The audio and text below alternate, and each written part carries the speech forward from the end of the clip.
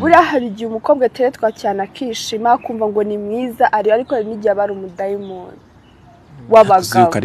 sibyo ikintu Imana yampaye nyishimira okay sibivuze ko ntateretwa cyangwa iki ariko Imana yashyizeho igitinyiro aho umuntu nyine wese adapfa kunyishyikiraho nuwo bibaye niko akundi muba muri kuganira wenda mumaze iminsi muri inshuti urumva akisanga nyine abikubwiye ariko nawe ntabwo bikubwira ko gusuzuguye habaho gutetwa no guterwa indobo ni ibintu bisanzwe sibyo ariko hari ukuntu abakobwa twishima ngo